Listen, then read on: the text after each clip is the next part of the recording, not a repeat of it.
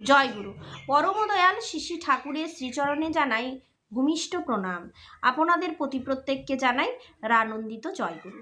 আজ ইষ্ট প্রসঙ্গে আমরা আলোচনা করব যে ঠাকুরকে মনে প্রাণে যা বলতে যা আমরা বলবো ঠাকুর তাই শুনবেন, কিন্তু আসলে অ্যাকচুয়াল আমরাই জানি না যে ঠাকুরকে কি বলতে হয়। 339তম সৎসঙ্গ ঋত্বিক সম্মেলনে পূজনীয় বিঙ্কিদা যা আলোচনা করলেন আমি আপনাদের আজকে তাই শোনাবো। কাজ কিন্তু হচ্ছেই। আমাদের অসংখ্য ত্রুটি বিচ্যুতি সত্ত্বেও মানুষের উৎসাহ দেখলে, আবেগ দেখলে আমরা যে ধীরে ধীরে আমাদের লক্ষ্যে অগ্রসর হচ্ছি তা অনুভব করা যায়। এখন তো ঠাকুর বাড়িতে নিত্যদিনই উৎসবের মতো ভিড়, আর মানুষ যারা আসছেন তারাও কিন্তু নিজেদের আসার কারণ সম্বন্ধে সচেতন হয়েই এখানে আসছেন। তার মানে সব জায়গাতেই কাজ হচ্ছে, সবখানেই রং ধরছে, এই বড় আশার কথা। তবে নিরন্তর আত্মসমীক্ষা, আত্মবিশ্লেষণের প্রয়োজন কিন্তু আমাদের ফুরিয়ে যায়নি। ইষ্টে নিয়ন্ত্রিত জীবন যা, সেখানে ঠাকুর ও দুর্বলতা একসাথে থাকতে পারে না। ঠাকুরের চরণে যদি আমাদের পূর্ণ আত্মসমর্পণ থাকে তাহলে আমাদের সব ভুল তিনিই নিয়ন্ত্রিত করে দেন। তাকে কেবল মনে প্রাণে বলতে হয়, ঠাকুর আমার যাই ভুল ত্রুটি থাকুক সেই সব কিছু নিয়েই আমি তোমার এবং শুধু তোমারই। দেখুন, আমরা জীবনে ভুল করি, আর আমাদের ঠাকুর হলেন ক্ষমাশীল, ক্ষমাপরায়ণ। তিনি ক্ষমা সুন্দর, যে ক্ষমা করে সেই সুন্দর। তাই ঠাকুর আমাদের ক্ষমা করেছেন সব রকমভাবে। যতই আমরা পাপ করে থাকি না কেন, তবুও ঠাকুর আমাদের দুহাত বাড়িয়ে আছেন আমাদেরকে আঁকড়ে ধরার জন্য।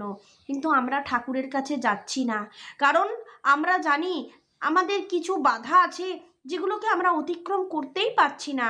আর সেই বাধাকে যখন অতিক্রম করে পরম দয়ালের কাছে যেতে পারবো, তখন আমরা ঠাকুরকে কাছে পাব। তীব্র বিশ্বাস ও প্রত্যয় থাকলে সব দুর্বলতা নিয়ন্ত্রিত হয়ে যায়।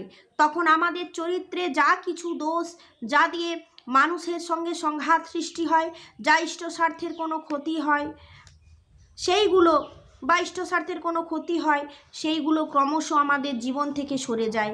কিন্তু সব কিছুর আগে আমাদের অকপট হওয়াটাই আসল কথা।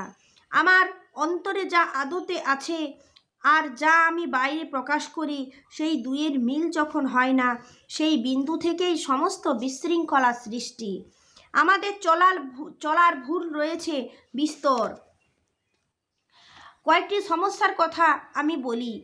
পিঙ্কিদা এখানে বলছেন, অনেক কর্মী এখনও জানেন না যে পাঞ্জা সুপারিশের জন্য নতুন আবেদনপত্র প্রবর্তিত হয়েছে গত কনফারেন্স থেকেই। তারপরেও পুরানো অচল আবেদনপত্রে সুপারিশনামা লিখে এনে কেউ একজন আমাকে দিচ্ছেন। আমি তাকে নতুন পত্রের কথা জানাতে তিনি বিস্মিত হয়ে জানতে চাইছেন যে সেই কাগজ কোথায় পাওয়া যাবে। এখন নতুন নতুন ঠাকুর বাড়ি থেকে আপডেট হচ্ছে, সেই সম্পর্কে আমাদের প্রত্যেকেই কিন্তু জানতে হবে। ঋত্বিকতার কথা ছেড়ে দেন।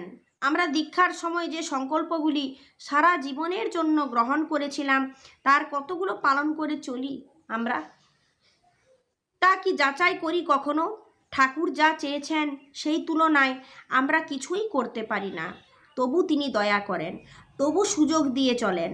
তিনি তো অপারগ, তিনি তো আমাদের কখনোই ছেড়ে দিতে পারেন না।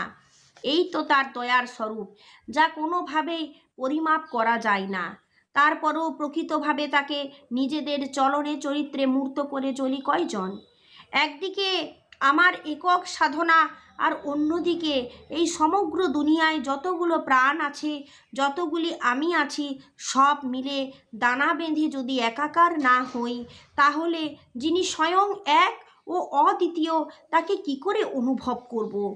আর এর একমাত্র পথই হচ্ছে তিনি যা বলেন তা বাস্তব জীবনে অনুধাবন ও অনুসরণ করা।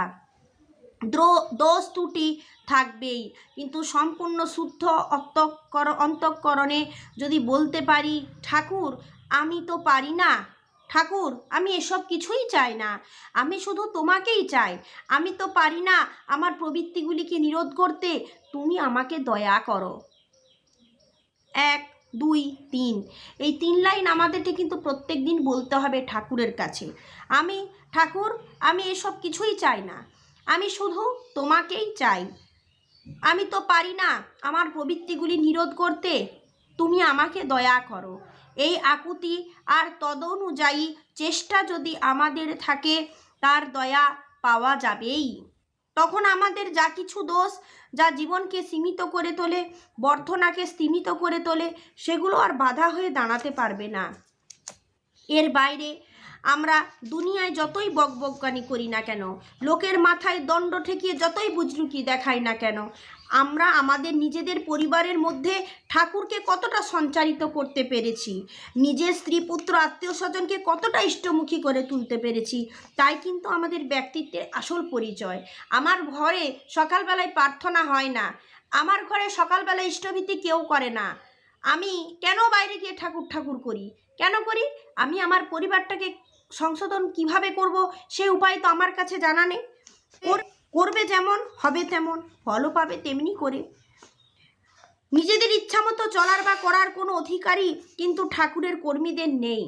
একটা কথা ছোটবেলায় আমি যখন খ্রিস্টান স্কুলে পড়তাম, প্রার্থনায় শুনেছি, দাই কিংডম কাম, দাই উইল বি ডান, অর্থাৎ তোমার রাজ্যে যখন এসে পড়েইছি, তখন তোমার যা ইচ্ছা তাই আমি করব। আমার বাবার গানে আছে, জমালে তো অনেক ভবে, সেসব কি আর সঙ্গে যাবে, কেন আকুল হচ্ছ তবে, বোঝো না এসব মেকি, প্রভুর রাতুল চরণ বিনা এ দুনিয়ায় সব ফাঁকি। দেখুন, আপনি সজাগ, আপনি সচেতন, আপনি ঠাকুরের দীক্ষা নিয়েছেন, ঠাকুরের কাছে দীক্ষা নেওয়ার সময় সংকল্প করেছেন। এখন আপনার পরিবারের মধ্যে যদি আপনি ঠাকুরকে সঞ্চারিত করতে না পেরেছেন, তাহলে কোনোভাবেই আপনি কিন্তু ঠাকুরের কোনো কাজই করতে পারেননি। সেক্ষেত্রে আপনার ভোগলতা যেখানে, সেখানে ভক্তির কোনো স্থান নেই। আমাদের মনে বিভিন্ন রকমের দুর্বলতা, অবিশ্বাস আমাদেরকে আটকে দেয়, আমাদের বাধা হয়ে দাঁড়ায়। এই অবিশ্বাস, ভরসা নেই, তাহলে কিভাবে আমরা চলবো? আমাদের জীবনে ভাওতাবাজির কোনো সুযোগ নেই। মনে রাখবেন, অভিনয় করাটা কিন্তু একটা কঠিন কাজ। অভিনয়ে যা আমি নিজে নই, ক্রমাগত তাই সেজে চলতে হয়। দ্বিচারিতার এই চাপে পড়ে আমরা যেন হয়ে না পারি। আমার জীবনটাও যদি একটা অভিনয় হয়, তাহলে আমি মুক্ত বাতাসে শ্বাস নেব কখন? আমার এক আদরের ভাই শঙ্খ বারিক আমাকে ঠাকুরের একটা বাণী দিয়ে বলল, দাদা, বলার শেষে যদি এটা পাঠ করা যায় তাহলে খুব ভালো হয়। আমি পড়ছি, আপনারা একটু অবধান হয়ে শুনুন। যে ঋত্বিকরা নিষ্ঠা আনুগত্য কৃতি উর্জনাবিহীন, যারা যজমানের আপদ বিপদে বুক পেতে দাঁড়াতে পারে না, ইষ্টনিষ্ঠ আনুগত্য কৃতি সম্বেগ নিয়ে যুক্তিযুক্ত সৎ শুদ্ধি সমীচীন বিনয়নে সঙ্গতিশীল তাৎপর্যে সৎসঙ্গী হোক বা নাই হোক, অনুকম্পী উদ্দীপনী উজ্জনায়, যারা কারো হৃদয় স্পর্শ করতে পারে না, যাদের চরিত্র এমনতর নয়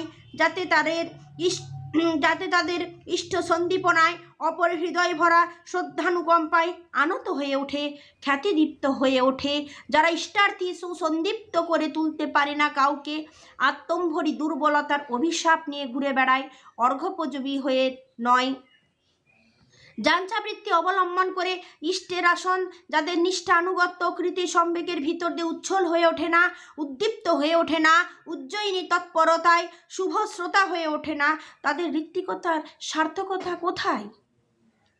যাদের ঠাকুর তাদের কাছে মসিমণ্ডিত হয়ে নিবিড় অস্ফুটতায় অন্তরের তমসাচ্ছন্ন গহরে করে, এমন তো ঋত্বিকের আত্মপ্রসাদ কোথায়? যাদের যা কিছু স্বার্থলুব্ধ অপকুণ্ডুতি ছাড়া আর কি? ঋত্বিকের আসন কি ওইখানে? উপদেষ্টা হওয়ার চাইতে উদাহরণ হওয়া ঢের ভালো, চর্চা সূত্রে ঠাকুর বলেছেন। আপনারা জানেন ঠাকুর কি বলেননি? ঠাকুর সব কিছু বলেছেন। আমাদের এখন কাজ কি জানেন? আমাদের কাজ ভালোভাবে ব্রাহ্ম মুহূর্তে শয্যা ত্যাগ করা, ইষ্টভীতি করা, যাচন করা, নাম ধ্যান করা, মানুষকে ভালোভাবে, আমার পরিবারের মানুষকে সচেতন সজাগ রাখা, ইষ্টের সঙ্গে যুক্ত নিজে থাকা, পরিবারকে রাখা এবং ঠাকুরকে প্রত্যেকের প্রাণে প্রাণে সঞ্চারিত করা, এটা আমার কাজ। আর এখানে যদি আমি একটুও গণ্ডগোল করেছি অথবা এই কাজটা যদি আমি না করি, তাহলে আমার ভুল, আমার অন্যায়। এই হচ্ছে কথা। এবং ঠাকুরের কাছে আমার একটাই প্রার্থনা যে ঠাকুর, আমি এসব কিছুই চাই না, আমি শুধু তোমাকেই চাই। আমি তো পারি না আমার প্রবৃত্তিগুলিকে নিরোধ করতে, তুমি আমাকে দয়া করো। আমি পারি না যখন ঝগড়া হয় তখন চুপ থাকতে, আমি পারি না যখন ভালো খাবার হয় সেগুলোকে খেয়ে জানি শরীর খারাপ হবে তবুও আমি খাচ্ছি, আমি পারি না রাগ ভুলতে, আমি রাগ করি, আমি ক্রোধে উল্টোপাল্টা কাজ করি, আমি পারি না নিজের মনকে ঠিক জায়গায় স্থির রাখতে। তাহলে আমি যখন এগুলো পারি না, তাহলে আমি প্রবৃত্তির কাছে তো বসই মানছি, আমি তো প্রবৃত্তিকে রোধ করতে পারছি না। তবুও কি আমি আমার ঠাকুরকে ছেড়ে দেব? তবু কি আমি আমার ঠাকুরের দয়া পাবো না? সব নিয়েই আমি ঠাকুরের কাছে থাকবো আর ঠাকুরকে অনুভবও করব। কিন্তু আমাকে বলতে হয় যে ঠাকুর, আমার যাই ভুল ত্রুটি থাকুক সব কিছু নিয়েই আমি তোমার এবং শুধু তোমারই। কখনো কি ঠাকুরের সামনে বসে এভাবে প্রার্থনা করেছি? করিনি। কেন করিনি? কারণ আমরা প্রার্থনা করতে জানি না। হে দয়াময়, তুমি আমায় দয়া করো, আমার ভুল ত্রুটি প্রবৃত্তি সব থাকুক, সব নিয়েই তুমি আমার কাছে থাকো। কখনো আমার ভেতরের ঠাকুরকে কি আমি জাগাতে পেরেছি? পারিনি। কেন পারিনি? তাকে ভালোবাসতে পারিনি। তাকে ভালোবাসলেই তিনি আমাদের কাছে ধরা দেবেন, দেবেনই। কেন দেবেন না? তিনি যে আমার দয়াল, তাকে অনুভব আমি করব। এই বলে আজকে ইষ্ট প্রসঙ্গ এখানে শেষ করছি। আপনারা সকলে তার সাথে যুক্ত থাকুন, আপনার পরিবারকে তার সাথে যুক্ত রাখুন, আপনার পরিবারের প্রত্যেকটি মানুষের মনে প্রাণে তাকে সঞ্চারিত করান। কিভাবে করাবেন তার কৌশল আপনিই জানেন। আমরা কেউ বাইরের লোক বলতে পারবো না। আমি আমার পরিবারের কৌশল জানবো, আপনারা আপনাদের পরিবারের কৌশল জানবেন। কিভাবে তাকে তাদের মনের মধ্যে সঞ্চারিত করবেন, না করলে আপনারই কোনো জায়গায় ভুল আছে, তা সংশোধন করুন। জয় গুরু।